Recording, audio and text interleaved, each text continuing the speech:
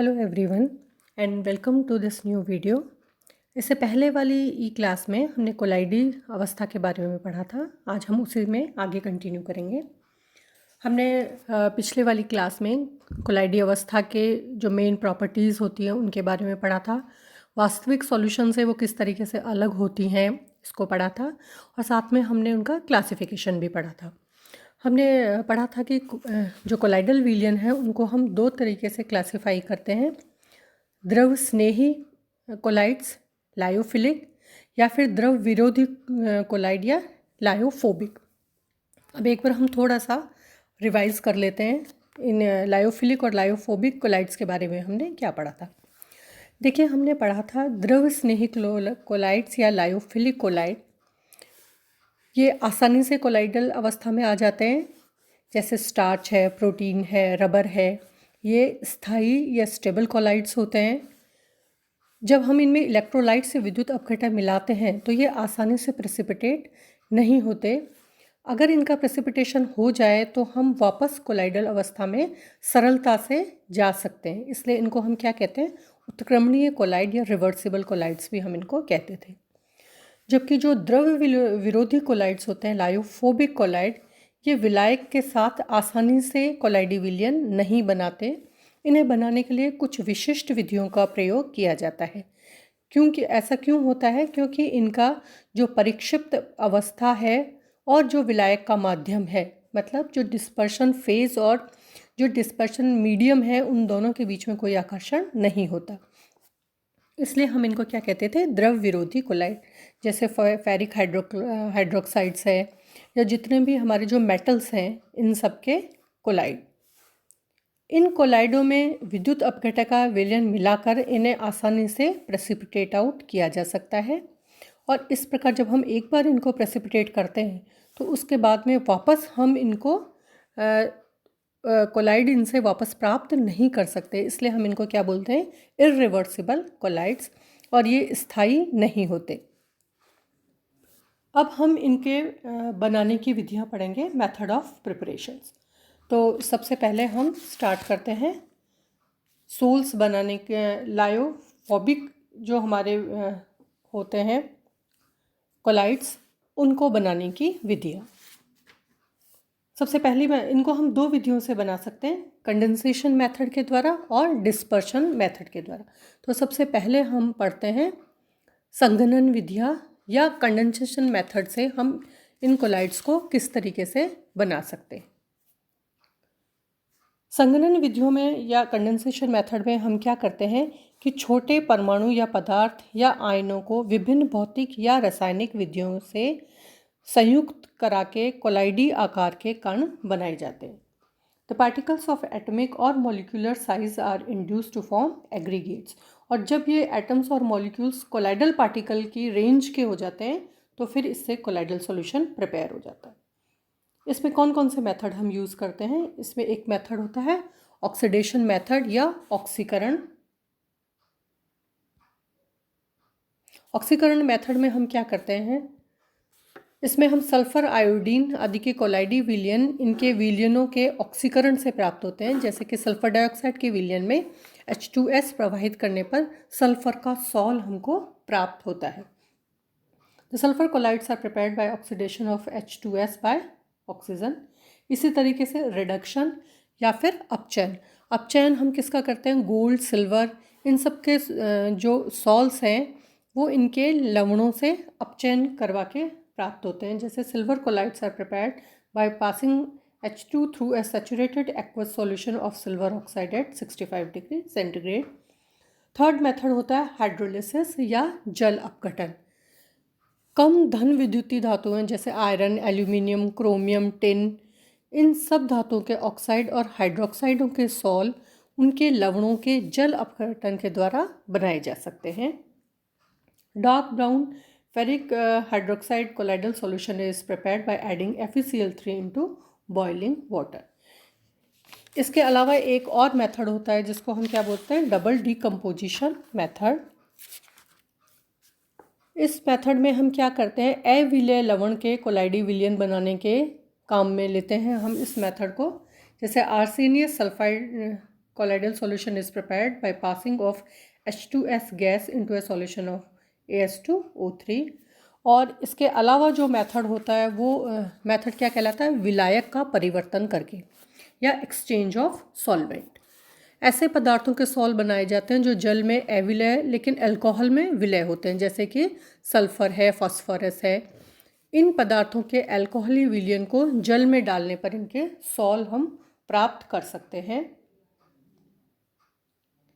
Colloidal solution of phosphorus is prepared by addition of alcohol into solution of phosphorus in excess of water. दूसरे तरीके का जो method है वो हमारा कौन सा वाला है? Dispersion method.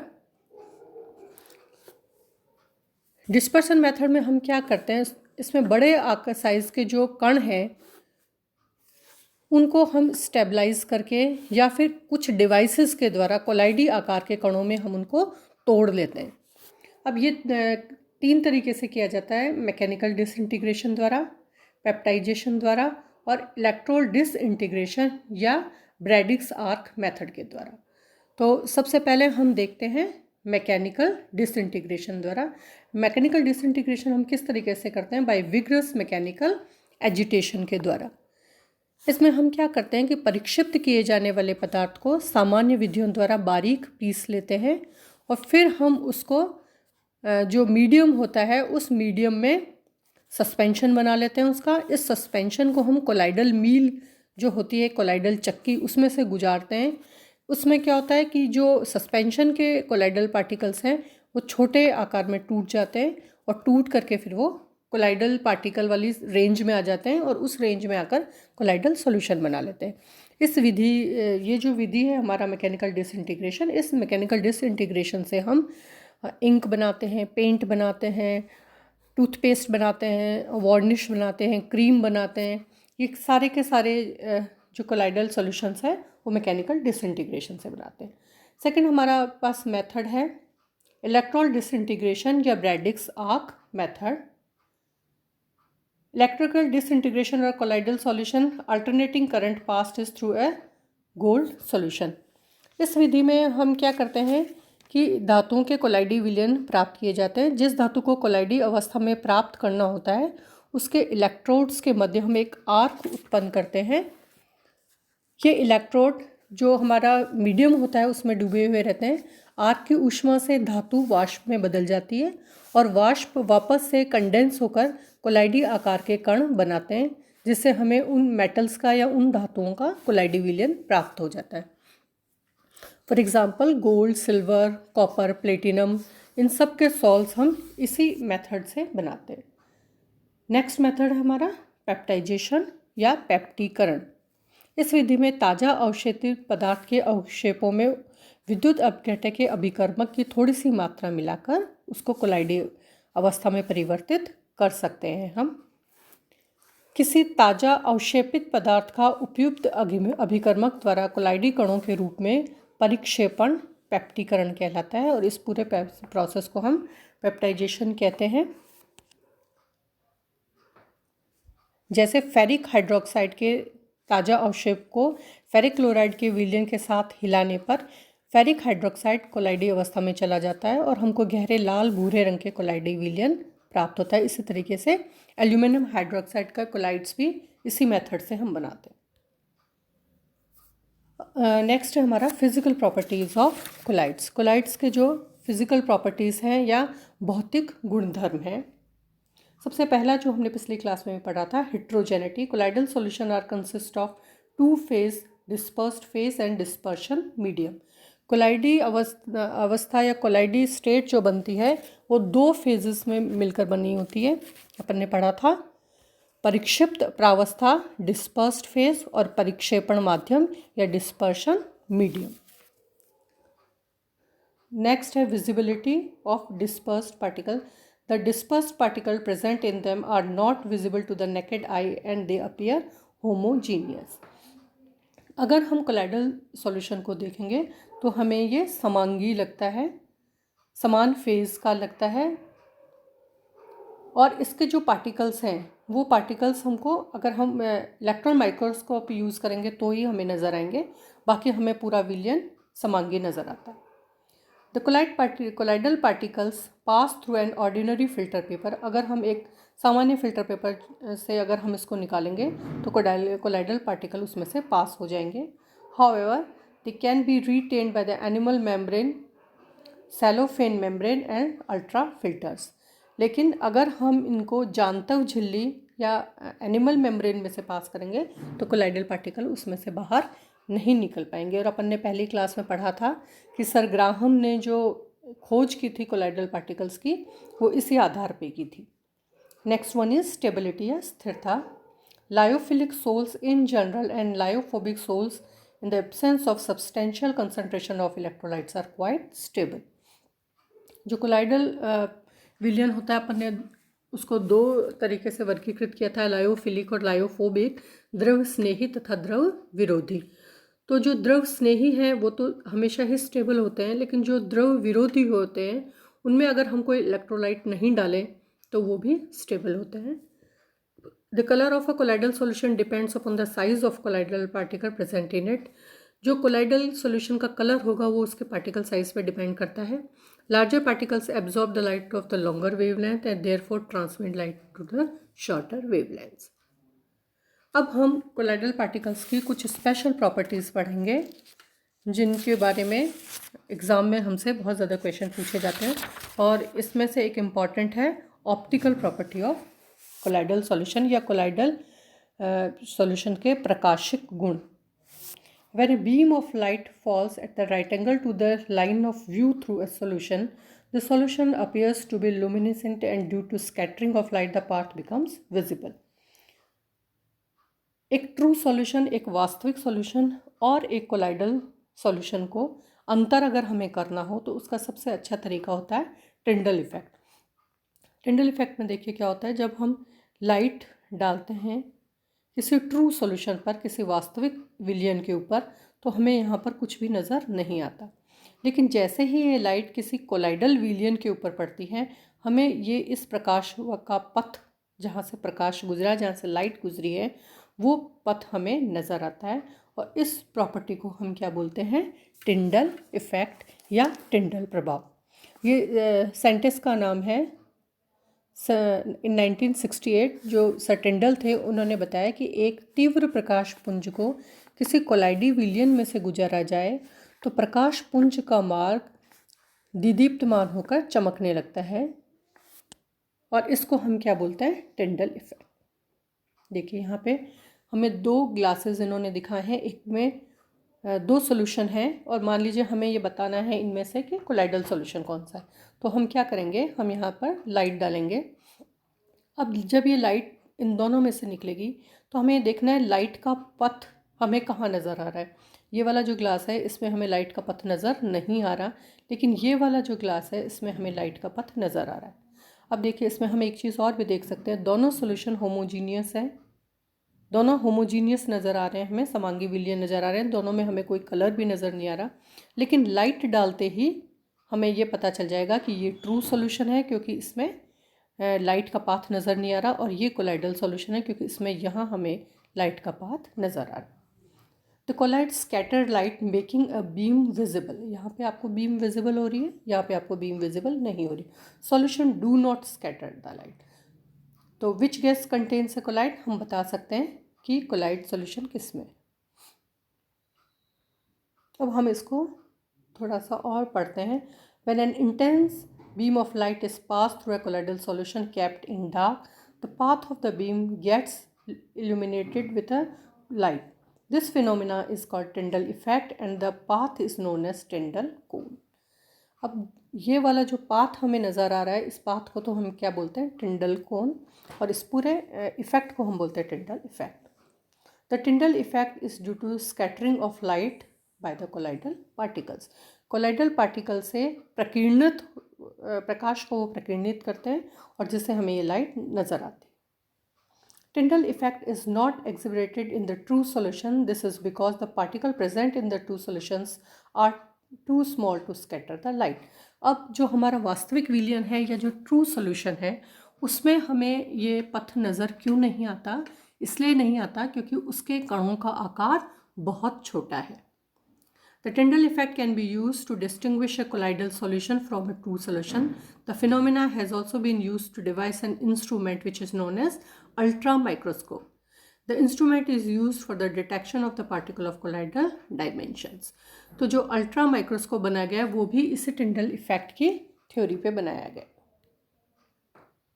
इसके बाद में जो कोलाइडल सॉल्यूशंस का एक और इम्पॉर्टेंट गुण है वो क्या है, ब्राउनियन मूवमेंट या ब्राउनियन गति। The continuous zigzag movement of the colloidal particles in the dispersion medium in a colloidal solution is called Brownian movement.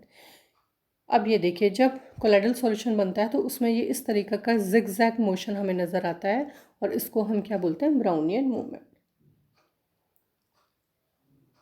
The Brownian movement is due to unequal bombardments of the moving particles of the dispersion medium on colloidal particles. The Brownian movement decreases with an increase in the size of colloidal particle. That is why suspension do not exhibit this type of movement. ये जो Brownian movement होता है ये कणों के आकार पर निर्भर करता है। अगर कणों का आकार बढ़ेगा तो ब्राउनियन मूवमेंट कम हो जाएगा, और कणों का आकार ज़्यादा किस में होता है, सस्पेंशन या निलंबन में, इसलिए उनमें ब्राउनियन मूवमेंट हमें देखने को नहीं मिलता। ये देखिए यहाँ पे ये जिगजैग मोशन हमें नज़र आ रहा है। इसके बाद में जो कोलाइडल पार्टिकल्स का एक और इम्पॉर्टेंट गुण है वो है इलेक्ट्रोफोरेसिस या विद्युत कण संचालन। The movement of colloidal particles under influence of electric field is known as electrophoresis. जैसे ही हम इलेक्ट्रिक फील्ड लगाते हैं तो जो कोलाइडल पार्टिकल्स होते हैं उनका मूवमेंट होता है। क्यों मूवमेंट होता है? क्योंकि हमें पता है कि कोलाइडल पार्टिकल हमेशा आवेशित या चार्ज्ड होते हैं, और कोई भी चार्ज पार्टिकल अगर होगा और हम इलेक्ट्रोड्स लगाएंगे तो वो अपोजिट इलेक्ट्रोड की तरफ मूवमेंट करेगा। कोलाइडी कण विद्युत आवेशित कण होते हैं। विद्युत क्षेत्र में ये कण विपरीत आवेशी इलेक्ट्रॉन की तरफ गमन करते हैं और इसको हम क्या कहते हैं, विद्युत कण संचालन। जैसे मान लीजिए हमारे पास आर्सेनिक सल्फाइड हो तो क्या हो जाएगा कि जैसे ही हम इस कोलाइड में इलेक्ट्रोड लगाएंगे तो इलेक्ट्रोड लगाने से क्या हो जाएगा, निगेटिव आयंस जो होंगे वो एनोड की तरफ मूवमेंट करना स्टार्ट कर देंगे। अपने इलेक्ट्रोड के पास पहुंचकर ये क्या हो जाते हैं, आवेश रहित होकर अवक्षेपित हो जाते हैं। विद्युत धारा के प्रवाह से धनावेशित कणों का अगर कैथोड की तरफ वो मूवमेंट करते हैं तो उसको हम क्या बोलेंगे, कैटाफोरेसिस। ये देखिए, ये इन्होंने मूवमेंट बताया। The movement of colloidal particles towards a particular electrode under the influence of electrical field. ये हमने इस तरीके की एक ट्यूब बना करके उसमें हमने कोलाइडल सॉल्यूशन डाल दिया। यहाँ पे हमने 2 इलेक्ट्रोड्स लगा दिए। जैसे ही पोटेंशियल डिफरेंस होगा, यहाँ पर बैटरी लगाएंगे। बैटरी का काम क्या होता है, पोटेंशियल डिफरेंस को अराइज करेगा।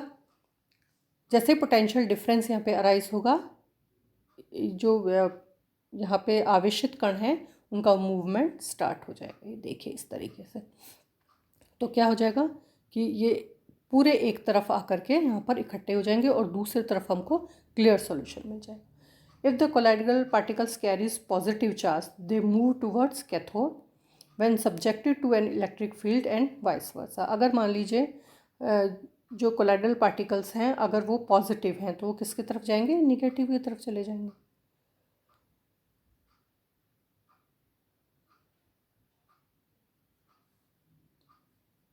तो ये हमारा जो था इलेक्ट्रोफोरेसिस। इस इलेक्ट्रोफोरेसिस का जो हमारे पास प्रैक्टिकल यूजेस हैं वो बहुत सारे प्रैक्टिकल यूजेस हैं। क्या प्रैक्टिकल यूजेस हैं? जो कैटाफोरेसिस होता है, कैटाफोरेसिस का मतलब क्या हुआ, जब हमारा पॉजिटिव पार्टिकल्स हमारे मूवमेंट कर रहे हैं। इसका हम टेक्निकली बहुत सारे यूज़ करते हैं। जैसे चिमनी से निकलने वाले कोलाइडी धुएं से कार्बन के कणों को दूर कर सकते हैं हम इस मेथड के द्वारा। कार के धातु के हिस्सों को पिगमेंट से कलर्ड कर सकते हैं। और सबसे बड़ी बात है कि जो नाले वगैरह, गंदे नाले और गंदे पानी की जो हम सफाई करते हैं वो हम इस विधि या इलेक्ट्रोफोरेसिस विधि के द्वारा करते हैं। तो इससे नेक्स्ट क्लास में हम प्योरिफिकेशन ऑफ कोलाइड्स के बारे में पढ़ेंगे। Thank you.